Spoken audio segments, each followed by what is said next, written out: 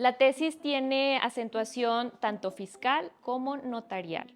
¿Y qué es lo que sucede en el problema, en el planteamiento del problema aterrizado a la práctica sobre mi tesis? Pues resulta que cuando una persona tiene la intención de vender un inmueble, acude con el notario público para mostrarle sus escrituras de antecedente, mostrarle cómo fue que esa persona adquirió el inmueble y entonces el notario lo estudia, analiza los datos jurídicos, así como también los datos fiscales. Le elabora un presupuesto de gastos notariales tanto al comprador como al vendedor.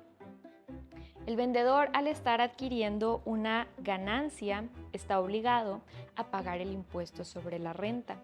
Entonces nos vamos a situar en el supuesto de una persona física que vende un inmueble, que no se dedica al giro inmobiliario y que tampoco es una empresa. Estamos hablando de un hecho aislado en la vida del contribuyente.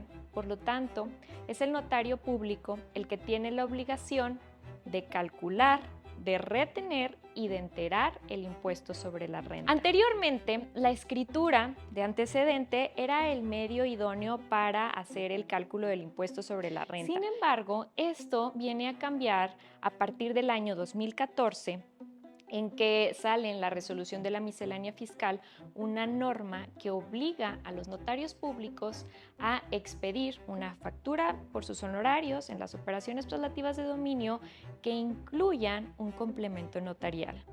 ¿Qué es un complemento notarial? Es una adición al comprobante fiscal digital por Internet que debe de desglosar los datos más importantes de la compraventa a efecto de que este documento sea el idóneo para deducir el costo comprobado de adquisición el día de mañana que se pretenda vender esa propiedad. Lo que sucede es que si el notario público no expidió el complemento notarial, si simplemente se olvidó de llevarlo a cabo o al cliente se le perdió este documento, el día de mañana el vendedor tiene que pagar un impuesto sobre la renta excesivo. En vez de pagar 10,000 pesos, por ejemplo, que resulte del cálculo del impuesto sobre la renta, el cliente tiene que pagar 100,000 pesos. Estoy diciendo estas cifras de manera generales, con cálculos que se llevaron a cabo en el trabajo de estudio, en la tesis y que se plasman detalladamente. Pero entonces a lo que vamos es que aquí el contribuyente se ve en la necesidad de pagar un impuesto que no se ajusta a los derechos del contribuyente, que no son proporcionales, equitativos y que no se apegan a la legalidad. El objetivo de mi tesis es evaluar la regularidad constitucional de esta norma de la miscelánea fiscal en cuestión. Para llegar a este análisis se elabora un examen de proporcionalidad en el que se evalúa la idoneidad de la norma, la necesidad de la norma y su proporcionalidad en sentido estricto. Por lo tanto, en esta evaluación se deduce que la norma es parcialmente idónea. La norma puede tener su beneficio para la autoridad fiscal en el sentido de que, en efecto, obtiene más información de las operaciones traslativas de dominio celebradas ante notario público. También procura que evitar la elusión fiscal por parte de los notarios públicos que no declaran la totalidad de sus ingresos. Sin embargo, cuando nos situamos en el tema recaudatorio, aquí la norma falla, puesto que el contribuyente, lejos de querer vender la propiedad, es más probable que la operación de compraventa se cancele por lo excesivo de los impuestos. La segunda etapa del examen de proporcionalidad, que es evaluar la necesidad de la norma, aquí nos damos cuenta que existen normas igualmente idóneas para conseguir los fines del fisco y que, sin embargo, estas normas son menos lesivas de los derechos del contribuyente. Por ejemplo, en el portal del SAT hay un apartado habilitado para los notarios públicos que se le llama Declaranot, en donde el notario público tiene que declarar las operaciones traslativas de dominio, y entonces este es un medio eficaz para la autoridad de obtener la información que requiere y no es lesiva de los derechos humanos del contribuyente, puesto que no se afecta al cliente, no se afecta a un tercero.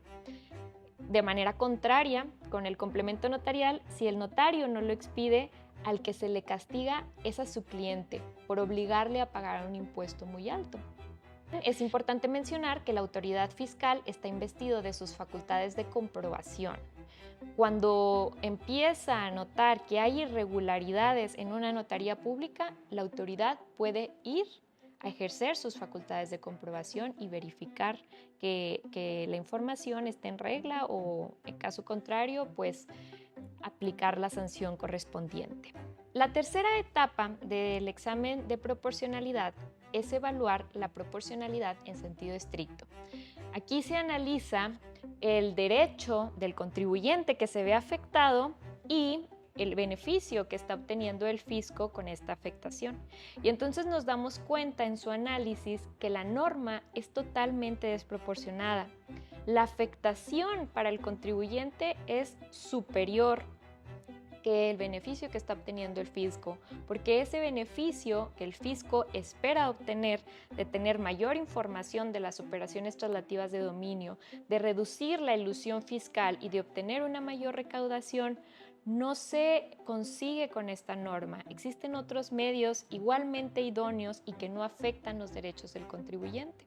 Por lo tanto, en este trabajo de estudio, en la tesis, damos una propuesta de eliminar la prohibición de deducir el costo comprobado de adquisición y que la autoridad ejerza sus facultades que ya vienen delimitadas por la ley como las facultades de comprobación. Agradezco a la Facultad de Jurisprudencia y a los maestros que me apoyaron durante este proceso.